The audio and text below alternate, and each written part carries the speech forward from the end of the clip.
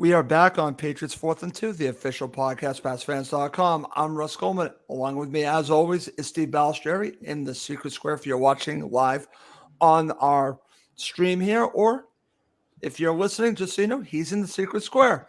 And the right-hand square is Derek Havens. This episode, we're going to look back at the Patriots' victory on Sunday. I think it's an impressive victory. We'll talk about how impressive it was against the Steelers. And later on, we're going to preview the upcoming game for the Patriots home opener against the Ravens.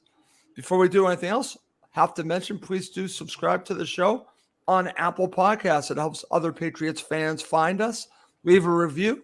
Give us, say whatever you want about us, positively or negatively. We like it all. Also, please do actually watch us on the Pats Fans YouTube channel. Yes, we are now on the Pats Fans YouTube channel. Check that out as well. I highly recommend that.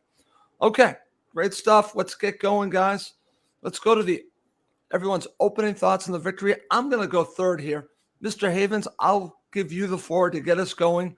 Your thoughts on the victory? Let it rip. Well, first of all, I just thought it was good for the Patriots to get off the schneid a little bit and get their first win.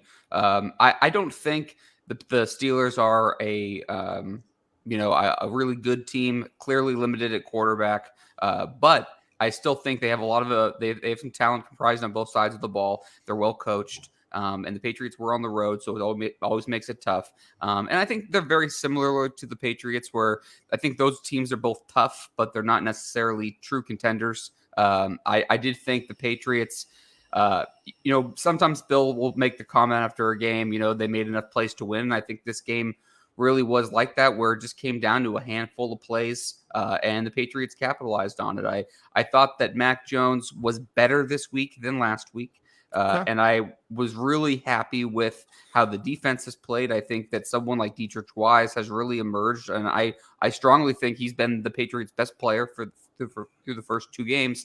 And I think the Patriots fans should be encouraged with two things coming out of this game: how well the defense is playing and how the offensive line turned it around in this second game. And I think that last drive, especially taking off 6.5 minutes to kind of squeeze the life out of Pittsburgh, I thought that was a classic staple and a good reminder for Patriots fans that even though this team is kind of going through a lot of transformation, I thought that last drive had Bill Belichick's fingerprints and DNA all over it.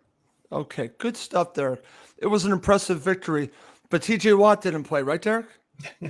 No, I mean, and obviously that makes, the Steelers front seven not as dangerous, but they still have good players. So okay, thank you. I know where clarifying that. You know where I'm going on that, Derek. Okay, very good, Mr. Balistrieri. Your opening thoughts on the victory? Well, let me just say this. I agree with almost every single thing that Derek said there. Actually, wow. I do agree with it. Well, good. And I look at this as a stepping stone. We saw, the defense I thought played well again. I thought the defense was very good in Miami. Yeah. They had some very dangerous receivers, and I thought they held them in check. They were giving them that stuff underneath, but they weren't allowing them to beat them over the top. Same with the Steelers. They have a great running back, two very, very good wide receivers. And again, the defense only allowed one offensive touchdown. Granted, Mitch Trubisky, no one's confusing him with Patrick Mahomes or Aaron Rodgers, Tom Brady, anyone like that. So, no. Yeah, I mean, granted, he's very limited, but you play the games on your schedule. And you're playing in Pittsburgh, by the way. In Pittsburgh, which is a tough place to play. The Patriots have had some great battles there, but they've invariably, for the most part, came out on top of those games. But this is a new Steelers team. It was a new Patriots team. And I think somebody said this was the first time that they've met since 2003 that either Ben Roethlisberger or Tom Brady, was on the field. That's right. So, I mean, that's, both teams are, trying to find their feet offensively. And the Steelers are limited, but they have really good players on offense. They do. And eventually I think they're going to get it figured out to some degree as well as the Patriots. I agree with Derek. The offensive line was so much better this week. Yeah, they had some penalties, and nothing's ever perfect. But you're going against a very, very good front seven, even without T.J. Watt. They're still very good. That Steelers defense has carried them the last couple of years when Roethlisberger was on the way to retirement. But that offensive line, I thought, and Derek mentioned that 6:33 left to go in the game. You want to run the clock out. You want to run the football. The other team knows you want to run the football, and everyone in the stadium did too. That place got rocking, and the Patriots drove the ball right down their throat. Took the soul out of Pittsburgh, honestly, if you think about it. Yeah, and I was listening to the Pittsburgh that's right. broadcast, and they were kind of like you would expect them to be. But at the end of the game, both the announcer and the color guy just said, hey, that last Patriots drive was so impressive. And one of the guys who used to play for the Steelers, I'm trying to remember his name right now, but I'm at a loss. But he said those are the kind of drives that just steal your soul. And that's exactly what they did. And, one of the things that struck me in the fourth quarter was time of possession. The Steelers had the ball down 3 points in the fourth quarter for 2 minutes and 41 seconds. The Patriots had it for 12 minutes and 19 seconds. That is the best way to close out a football game because you're not giving the opponent any opportunity to score the tying or go ahead touchdown. So, I thought the offensive line was fantastic in this game. And I was actually, the play calling I thought was pretty good. I was going to ask you about that later in the show. Let's talk about that. Well, then we'll get to that. I got some thoughts on that too. So. Yeah, but let's get back to that. Yeah, we'll get back to that. But the opening thoughts on the game, I wrote after the game that Mac Jones was good. He wasn't great, but he wasn't bad either. I saw a lot of comments after the game on social media saying he was terrible. Derek's rolling his eyes, but we can dial back. I'm not rolling my eyes. I just think it was probably closer to bad. But go ahead. Yeah. Okay. Interesting stuff from the two of you. Steve, any final thoughts on your opening thoughts? And then I'm going to share mine. Go right ahead. Okay. So my thoughts are this, guys. And Derek, I thought you did a very good job of describing how you saw the game. And Steve pretty much backed you on that. I'm just going to say this. If I put this as just one game, just look at it one game. Don't look forward. Don't look backward. It's an impressive victory winning in Pittsburgh. I don't care who's your quarterback. I don't care who you're missing. Because, by the way, the Patriots missed, I think, a key player on defense when he went out, Kyle Duggar. So we can play that T.J. Watt is out. Kyle Duggar was out. Ty Montgomery would have helped them offensively. We can go down that road so many ways. But if you look at the players that are on the field, the Patriots outplayed the Steelers. And that's the bottom line. To me, this is impressive winning there. And as Derek said, the most impressive part is how they saw the game out. And Steve, as you said, you heard the Pittsburgh announcers basically say the Patriots took their soul, and they did. And that is something that you can build on. It's one game, but offensively, it's a work in progress. Defensively, I think it's showing us that they've only really touched the surface of what they're going to be. I think defensively, it's only going to get better.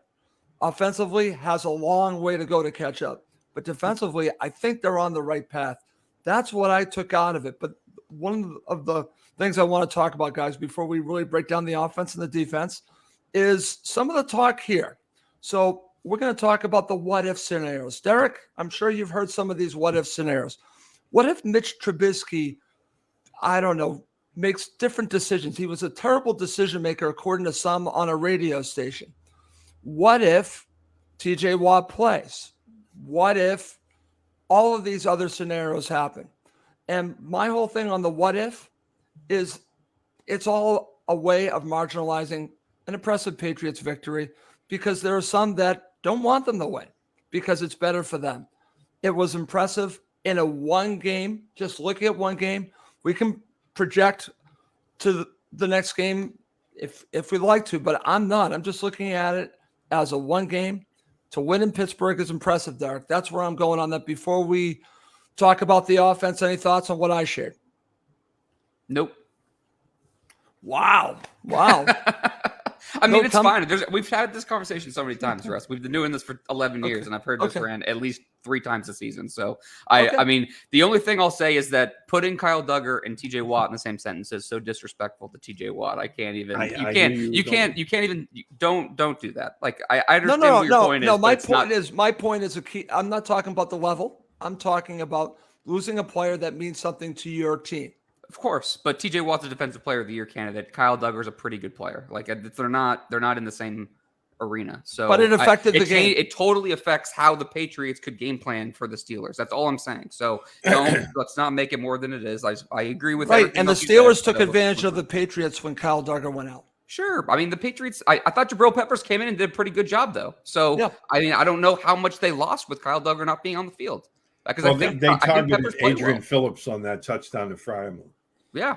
So, I mean, I don't know. I'm not saying it didn't affect it. I'm just saying they're not the same thing. One is I never said that they were the same player. I'm just saying we can play the what if game, and I could talk about how Ty Montgomery not playing. And I think you even mentioned that, Derek, on a different show of what his effect might have been in the passing game for the Patriots. So, well, I don't remember saying that. Maybe I did. But I'll tell you this. I will say that, you know, the what if marginalizing thing is, I mean, it's just people killing hours of time on the radio. So I don't get too worked up on that. Okay, fair enough. Guys, let's break down the offense and the defense. Let's start with the offense. Steve, I'll go to you first. Glad that we started by talking about the play of the offensive line. Before we talk about Mac Jones, because I want to really spend some time on that, let's talk about how the offensive line stepped up and your thoughts about it. And then we're going to talk about the play calling and Mac Jones. But let's start with the offensive line, then I'll go to Derek. Okay, yeah. As I mentioned before, I thought the offensive line had a much, much better game than they did in Miami.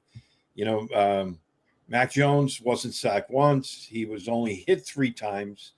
You know, they had some penalty issues, and, you know, they still have some more work to go.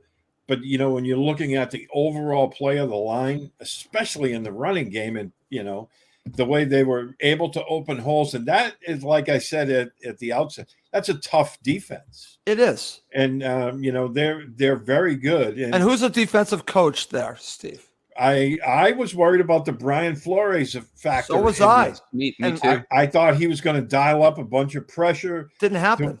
To where they confused the offensive line. I saw guys picking up, you know, blitzes. I saw guys picking up the stunts. I thought Cole Strange had a really strong game against one of the better, you know, defensive linemen in the league, at Cameron Hayward. You know, he's been a stalwart for that team for a long time. I thought Cole Strange's second game in the NFL, he acquitted himself really well in this game.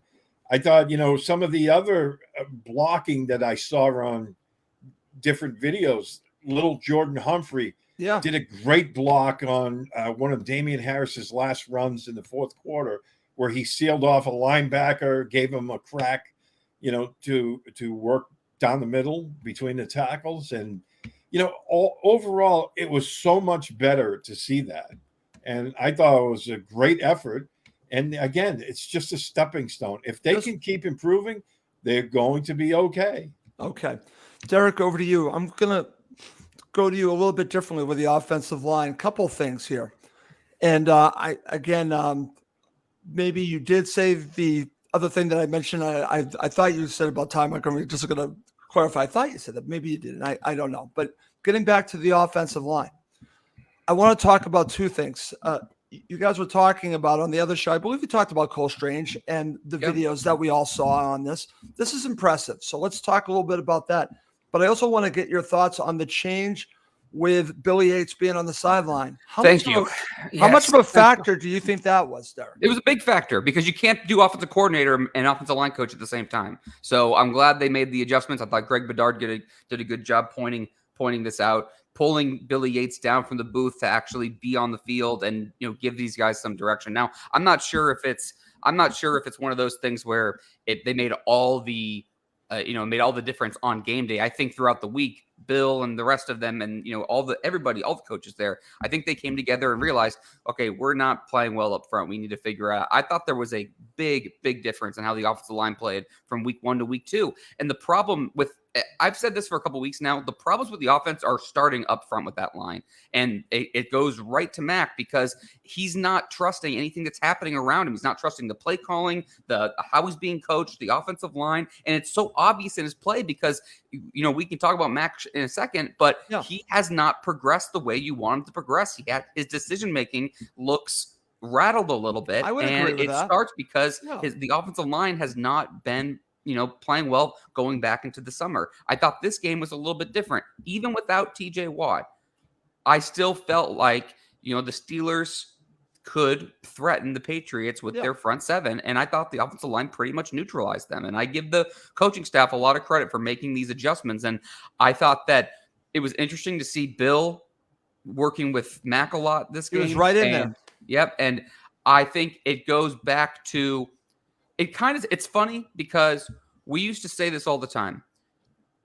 Bill would so often turn his back when the Patriots were on the field because he trusted Tom and or Josh so much, especially Josh the last few years. Let's keep it recent.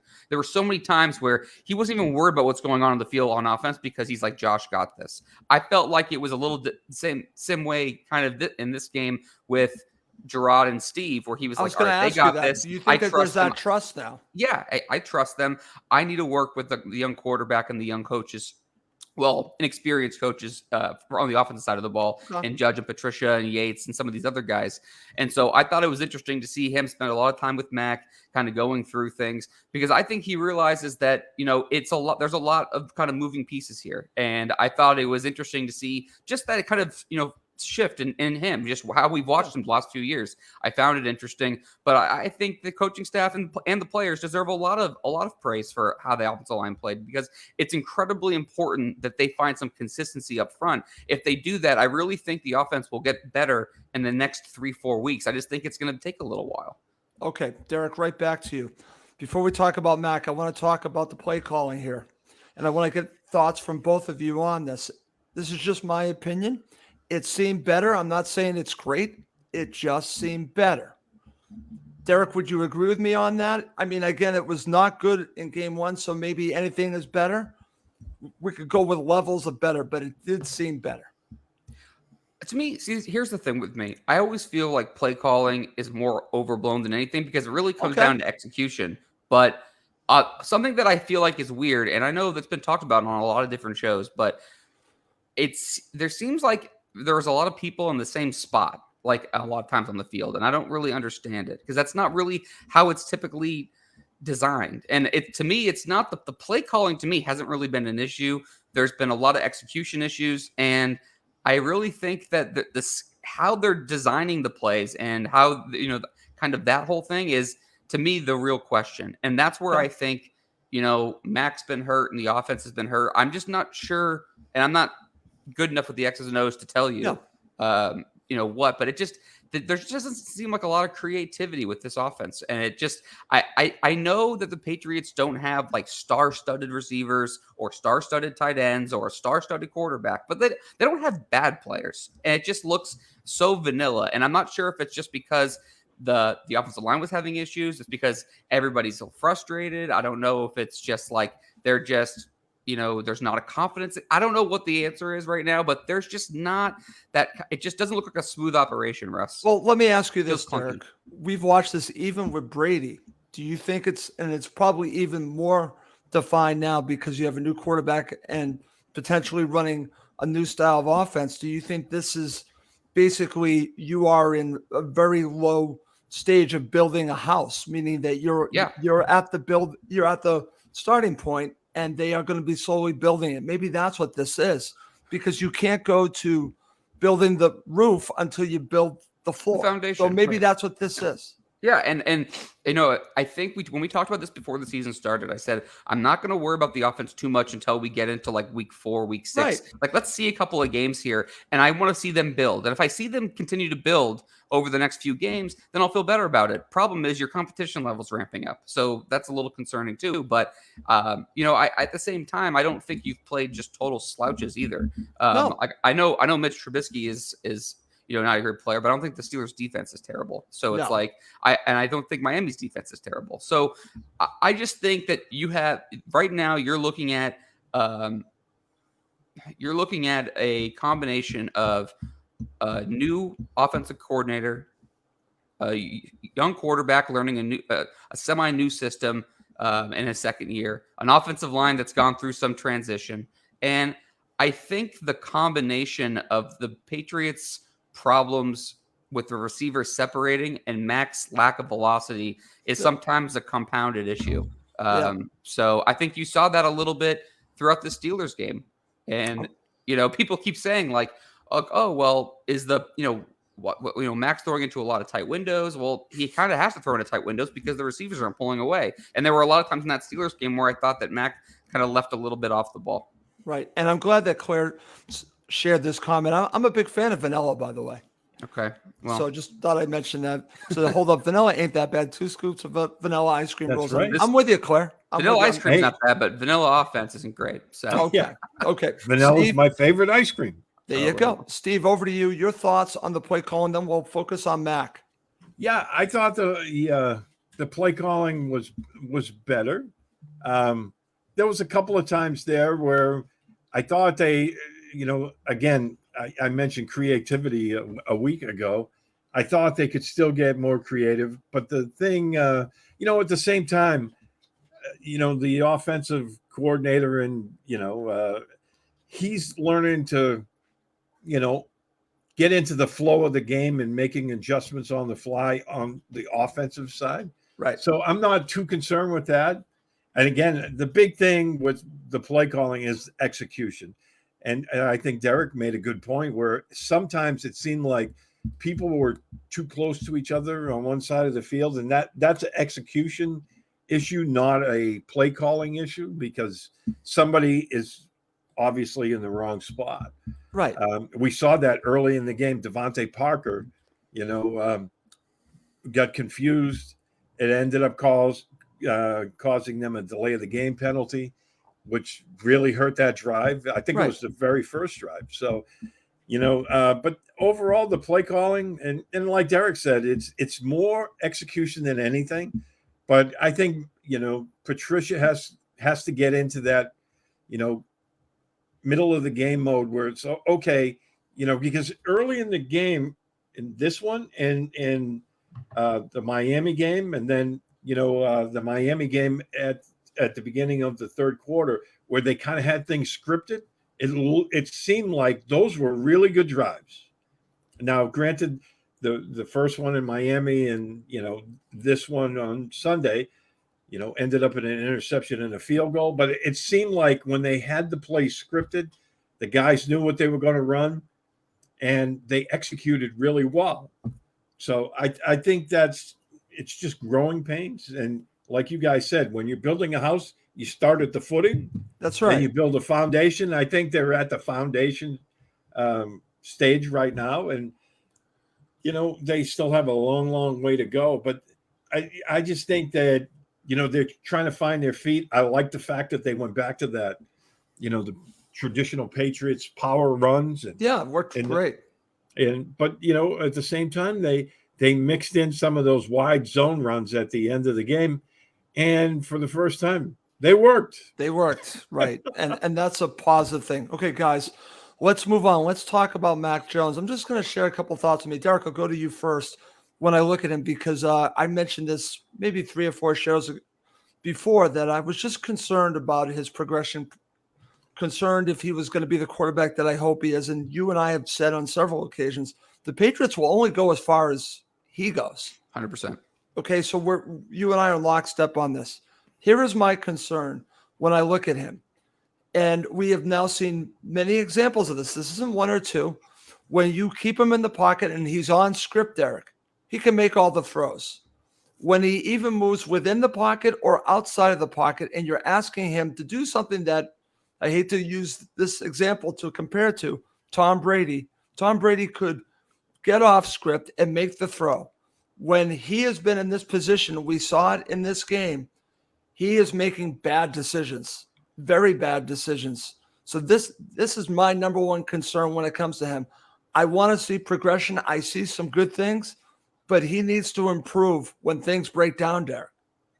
Yeah, I mean, he flat out has not been good this year. I mean, I don't know where you want to grade it, but it's not a passing grade, and part of me doesn't blame him for it 100%, and I'm giving him the forgiveness. And we talked about this going back to the summer. It's like I just feel like he feels very uncomfortable with what's been going on with the coaching, with the offense. It just looks like sometimes he's throwing his arms up, he's spiking the ball into the ground, he's looking over at the sidelines. Like I know that this is a cute talk radio topic, locally in Boston, but I mean there is some truth to it. It's just body language just hasn't looked good.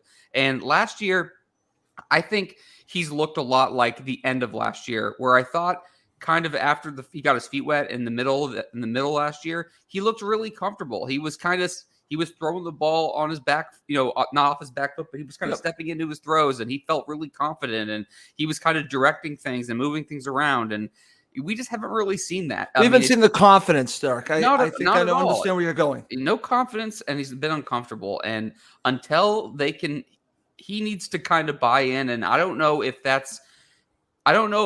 like it goes back to what we said about the offensive line. If the offensive line continues to play like they played on Sunday, I think in a couple weeks, you'll see him be like, okay, like these guys got me up front. I don't have to scramble on every play. Because like to your point, Russ, when he's off schedule, he's not at the level yet where he can kind of figure things out. And that's what that's the difference between a good and a great quarterback. And I'm definitely concerned about him, though. I'm not going to lie. I'm worried. I've been worried about this for months, and it hasn't made me feel better overly so far. I am holding out hope, like I said, and like we've said, that it will build over the next couple of weeks, and we'll feel better about it by the middle of the season.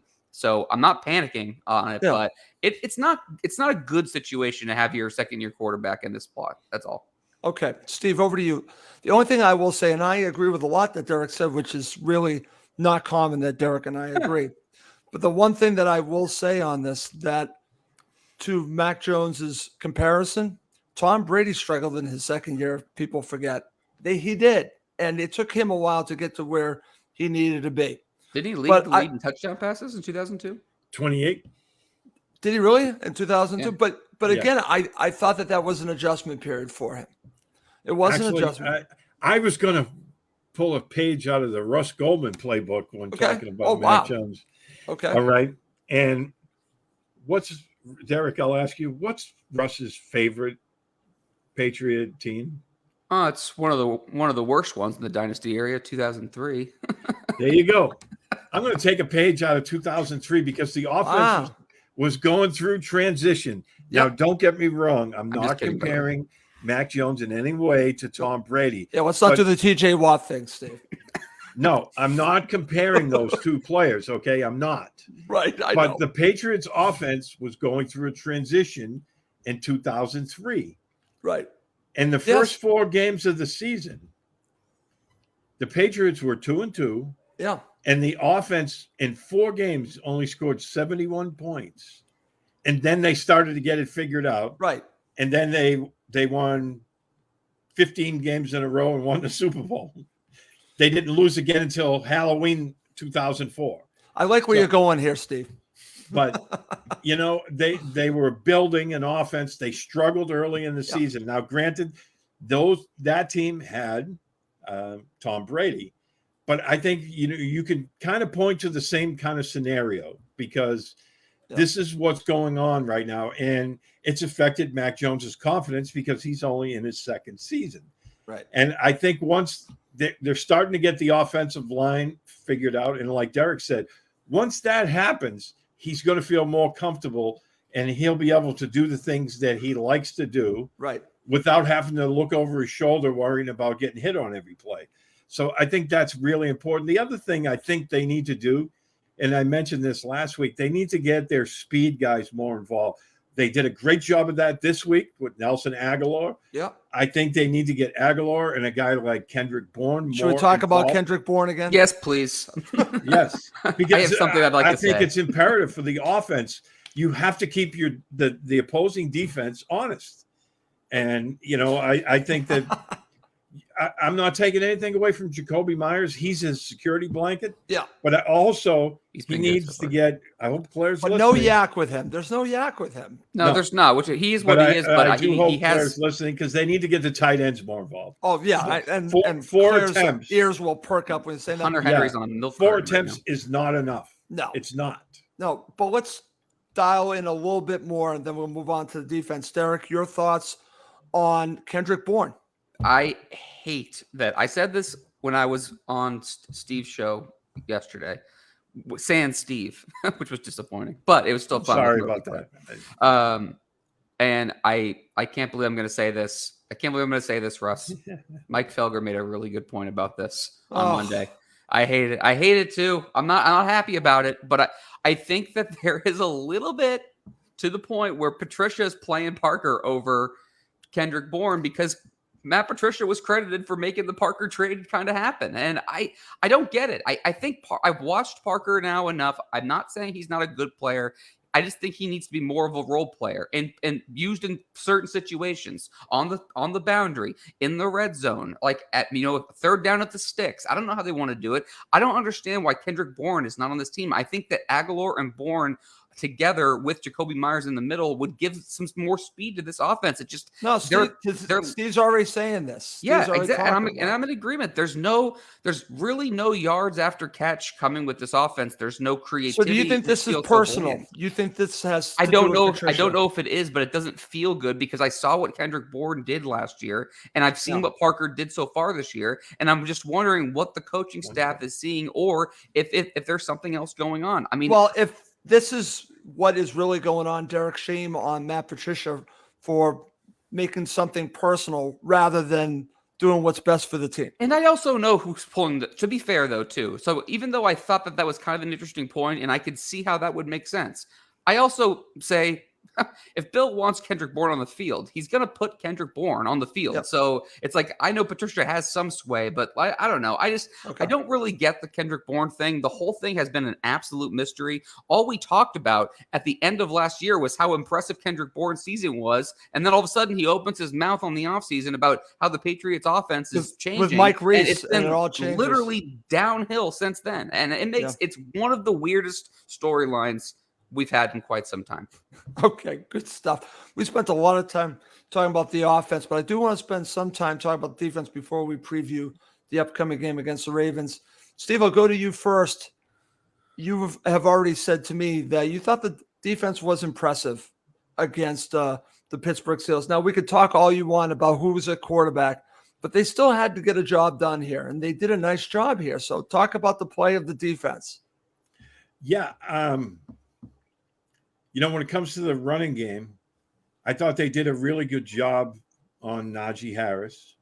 And again, if you look at the big picture, the Steelers got 91 yards on the ground, which is good for the Patriots defense, but not great. But 18 of those came on one run. It was an end around to Gunnar Olszewski. Yep. If you take that out of the equation, the Steelers averaged 3.3 yards per rush. And right. I think that is showing your defensive line is winning the battle up front. I think the front seven's been good.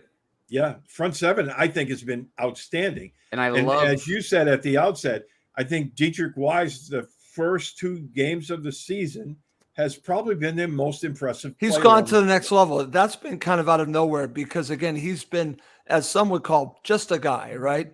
Well, now he's more than just a guy, at least far. The fact that they made him a captain this year, at first I kind of raised my eyebrows a little bit because I've never been overly impressed with Dietrich Wise. I think he's flashed on occasions, mostly as a pass rusher.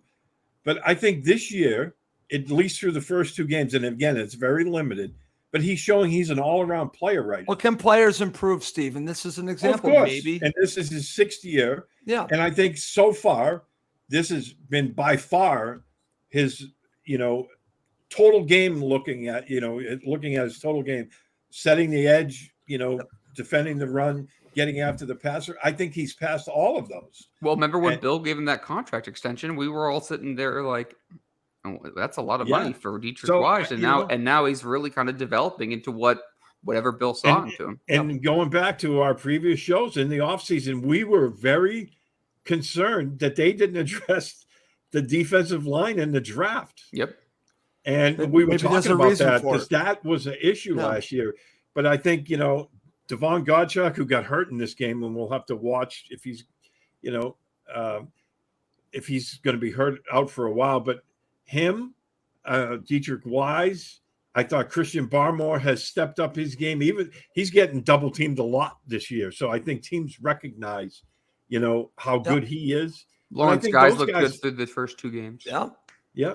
But I think these guys have really stepped up. And again, I look at this secondary and I was like, again, it's only 2 games. We're not going, as Bill Parcells is, we're not putting them all in Canton yet. No. But I think they've been a lot better than we gave them credit for. You look at the Miami game, they kept, for the most part, other than that one play, they kept Waddle and Tyreek Hill in check.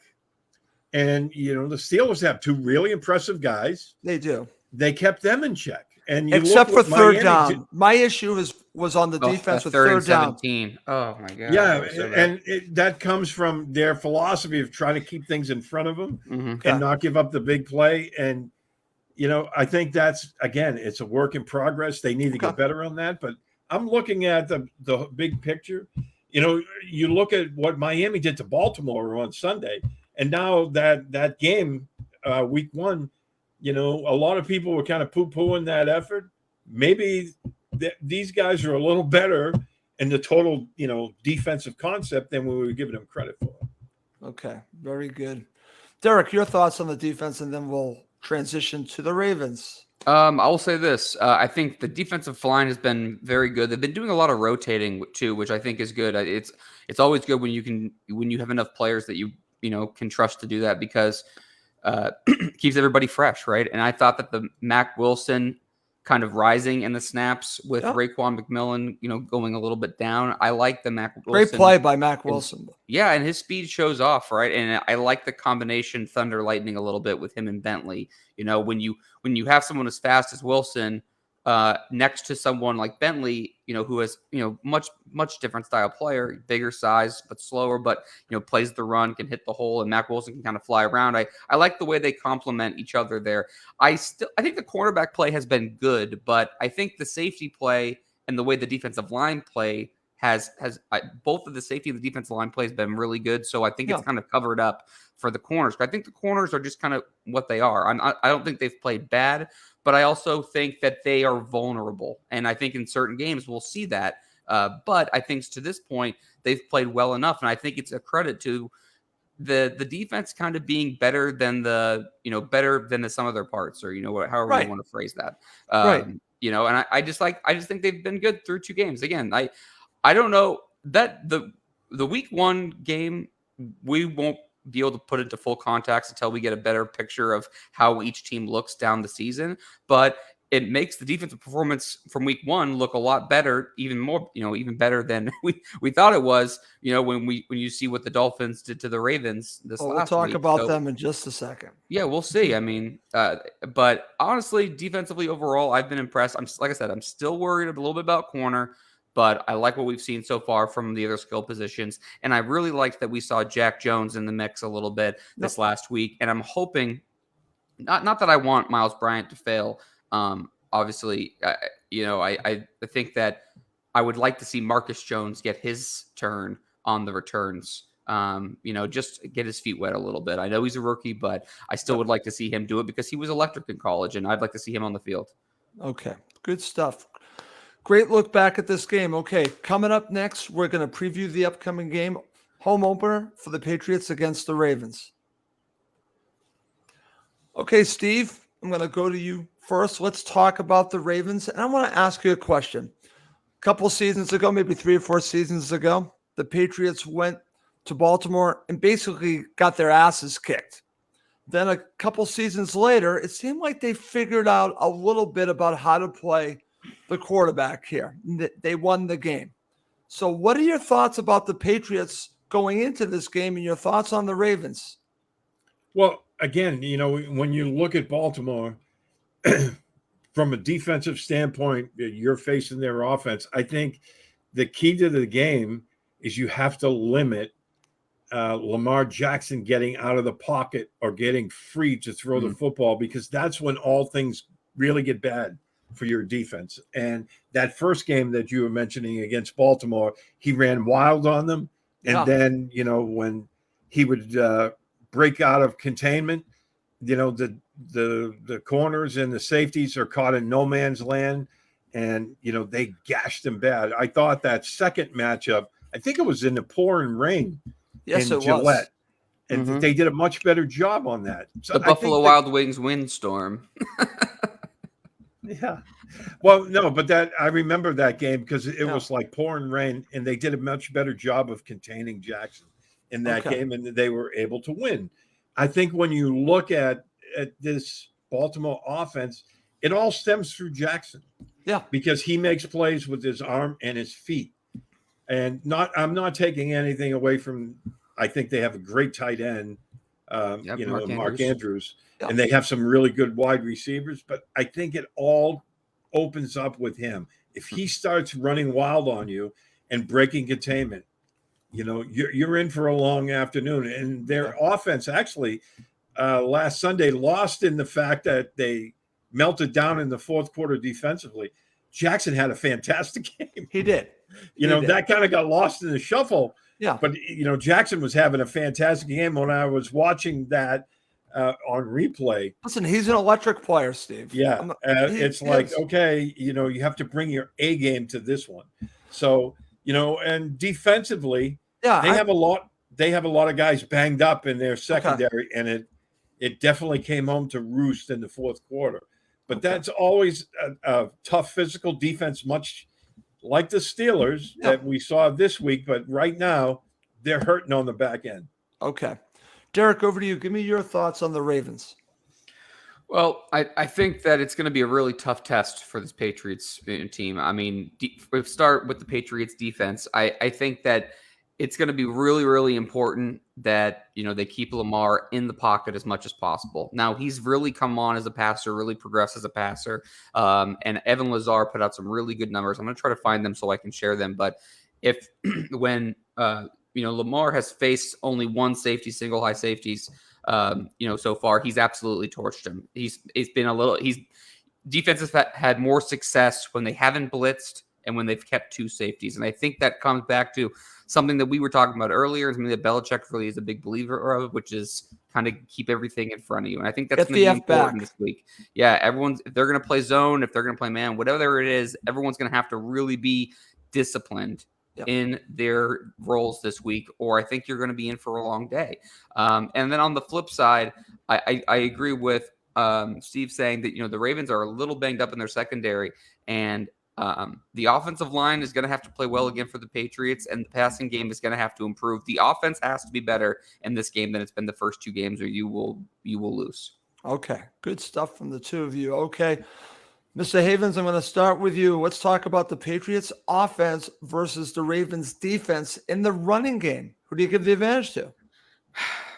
I am torn because part of me is I want to give the advantage to the Patriots. I really like how they finished off, the drive there. Yeah.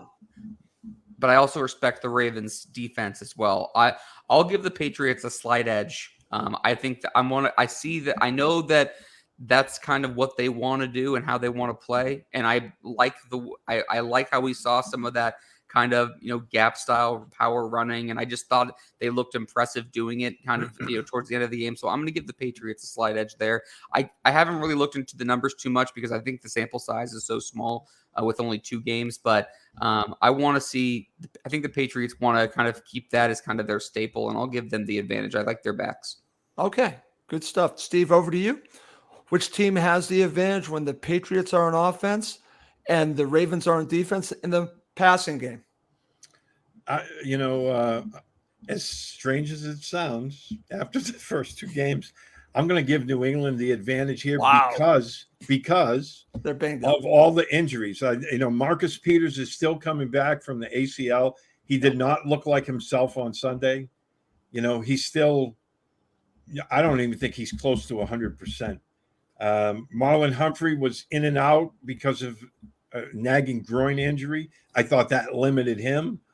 Kyle Fuller, who I think they just picked him up this year, and Yes. he got lost for the season with a torn ACL, and then Brandon Stevens, their other starter, he's had quad issues, and it's like all of these backups. You can kind of cover up one backup at times. Teams will usually go after them. But when at times when you're putting four backups in there, that really puts your secondary in a bind, and that's why I think this week for the running game to be successful, it has to be pass first. Okay. They have to get some quick passes going and stress those guys in the secondary. And I think they'll have the advantage there just because, their secondary is nowhere near 100%. Okay. Normally, I would give a huge advantage to Baltimore here, but injuries do play a role. They do, Steve. Okay, let's flip it. Who has the advantage when the Patriots are on defense and the Ravens are on offense in the passing game? Are you going to me with this? Yes, I'm going to use Steve. Oh, yeah, Baltimore. Because, Lamar Jackson is such a diverse player. I mean, because even if you contain him in the pocket, he can still beat you with his arm. Yep. Earlier in his career, I would say that wasn't the truth there. But I think he's progressed to the point where he can still beat you with his arm. And, the fact that he can run is just an added dimension to that offense. I think it's going to take a total defensive effort to get the Patriots to win this matchup. Okay, very good. Mr. Ninkovich, over to you. Which team has the advantage when the Patriots are on defense and the Ravens are on offense in the running game? The running game for the Ravens is really just one guy, Lamar Jackson. I mean, they're not getting anything from anybody else. And I'm not sure if J.K. Dobbins is off the injury or not, but I know he's coming. If he's not, I know he's coming back soon. Maybe that will help. But it's really just Lamar Jackson. And I'm not going to – I like what the Patriots front seven has done and looked like these first two games. I feel confident that Bill is going to try to put together a good game plan, but I can't not give the edge to Lamar. Just how impressive he is, the style of runner that he is, and all the creativity. He just stresses the defense in so many tough ways. It's hard not to give him the edge here. Okay, very good. All right, Derek, right back to you. 3 keys to victory. Give them to me. 3 keys to victory. I mean, let's start right where we just left off. I mean, it's all about Lamar. I mean, how the Patriots defend Lamar, he's going to get his. I know that, but you can't let him dictate the entire game. If the Patriots can do a good enough job keeping him in the pocket and kind of, not letting him just dictate the game with his legs, I think that's a good key. The second key for me, it's some of it's in the same boat, but I think the team has to be extremely, extremely disciplined here in this game. I mean, that on both sides of the ball, specifically the defense. And I know we just talked about the front seven, but really everywhere on the field, because they do have Rashad Bateman is coming into his own as a receiver. Mark Andrews is one of the best weapons in the league, especially in the red zone. That's going to be a key too. And offensively, I think that you have to be careful if you're the Patriots offensive line against this Ravens front seven, because they're extremely well coached as well. So I just feel like discipline here is going to be a big one. And the last thing for me too is I think the Patriots offensively need to elevate, and we've talked about this all show. I just think that the offense needs to kind of elevate their game from what we've seen. Maybe they can take how they finished Pittsburgh and build off that, but they need to elevate and punch them. Get some kind of either kind of generate some big plays or punch it into the end zone. However it needs to happen, they need to put more points up on the board. Okay. Over to you, Steve. Give me your 3 keys to victory. We'll end with our predictions, but let's just do that separately. Okay. I'm going to kind of parrot a lot of what Derek said. I think, you have to contain Jackson in the pocket and gradually squeeze it down and, staying disciplined there. And, at least give yourself a puncher's chance of, stopping that passing offense. And I think if you can contain him in the pocket, your chances obviously are much, much better than if he's running all over the place. So I think that's number one. Number two, and again, this kind of ties in what Derek said. I think this is going to be a big game for the safeties and the linebackers, because containing Mark Andrews is a very big part of that offense. If you can contain him, especially in the red zone, yep. Jackson loves finding him in the red zone, and he's a great receiving tight end. There's no doubt. So if your new look faster linebackers and your safeties, who they have a slew of them, can kind of shut him down, it gives you another opportunity, to make some stops and get the ball back in your hands. And the third key, I already mentioned that secondary's banged up. And I think you have to come out throwing and stress those guys, get them reacting to you a little bit. And it will open up things for the running game. And I think that that's what they have to do in this game. I mean, they have to come out slinging it. They have some injuries back there. And, get those speed guys. I want to see more Bourne. I want to see more Aguilar. Okay, great stuff. All right, we're going to end with our predictions. First to you, Mr. Balistrieri. Okay, I drank the Patriots Kool-Aid in week 1, and that kicked me in the butt. I went against them in week 2, and that kicked me in the butt because I thought the offense was going to struggle really badly. Okay. All right, I'm drinking the Kool-Aid again. Okay. I think they're going to pull out a really close win, 24-23. Okay. Derek, it sounds like you're going to go in a different direction here. I was rooting for Steve to pick against them, so maybe they'd win based on the first 2 weeks. Right, exactly. exactly. I'm due for a win here. Yeah, well, he's actually due. I think that there's a possibility the Patriots get absolutely wiped off the field, 20 points ish. I don't think it's going to happen though, because I feel good about where the defense is. I'm sure there's going to be some plays. The problem with this game for me is I just haven't seen enough from the offense to have a lot of confidence in them right now and against higher competition. Until I see it, I just don't see how I can see them winning this game. I think the Ravens win this game 27-17. Okay. So what's interesting about this, and I like that both of you went in a different direction on this, and I could see both of your points on this. I'm going back to this based on the defense and based on the progression of them learning knowledge on Lamar Jackson. And usually at this point is when a Patriots defense, after they played an opponent a couple of times and a quarterback like this, they can kind of figure it out. The Patriots defense is playing well. So I'm going to put this on the defense, but to Derek's point, if they can't score, it could be what Derek is saying. They could get blown out because they right now have not shown the ability to score. So if this becomes a shootout, Derek's going to be right. And that would be terrible. So we'll see. That could happen. But I'm banking on the defense, and I'm banking on them coming up with a good game plan to not stifle but limit Lamar Jackson. I'm going 17-14 Patriots. That's going to be my score. If it's low scoring, I like the Patriots odds more. It has to be. It has to be this. Or Derek, you will end up being right. It's either going to be a blowout or they're going to win close. I don't see them winning a blowout. I see the Ravens having more opportunities than not to blow the Patriots out. But I think with the way the Patriots are building their defense and the knowledge now that they have of what works and what doesn't work against Lamar Jackson, because he's the key to everything here.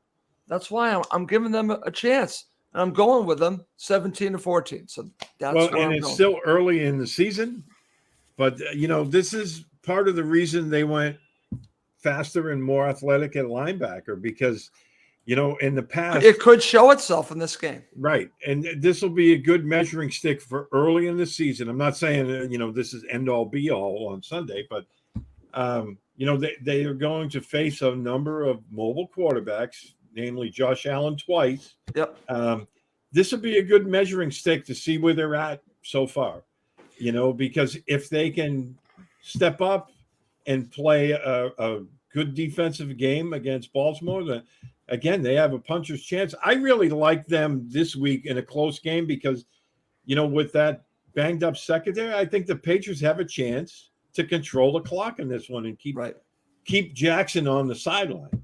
The other thing too is if the Patriots can, I just think this offense needs the extra opportunities. And, in week one, they squandered some away with some turnovers. And last week, they were able to capitalize on some. So they're going to need to have a couple of plays here from their defense. And if the Patriots defense can give them a little bit of juice with turnovers and give them some extra opportunities, I think Russ and, your guys' scenario comes closer to fruition. But I do have something to share before we end the show, guys. Okay.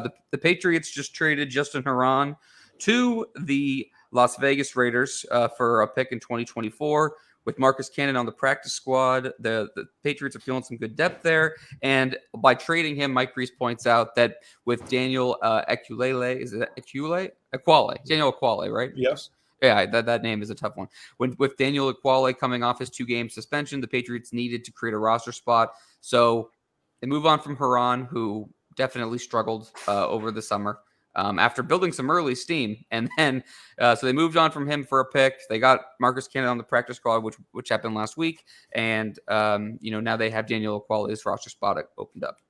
Okay, good That's stuff. Interesting. Thank you for sharing that, Derek. It's a great way to end the show. Before we go, I also have to mention one last time. Please do subscribe on Apple Podcasts. It helps Patriots fans find us. I'm also going to mention, please do subscribe to the Pats Fans YouTube channel. We're going to be on there. We've actually been on there. We want to get Patriots fans on there. And again, I watch a lot of videos on YouTube. It's a great way to watch us. And I actually look better on YouTube than I do here. So check us out, whatever that means. Okay. All right. Well, great show, guys. But we do have to wrap this up. For Steve Balestrieri and Derek Havens, I'm Russ Goldman. Thank you as always for watching and listening to Patriots 4th and 2. The official podcast, PatsFans.com.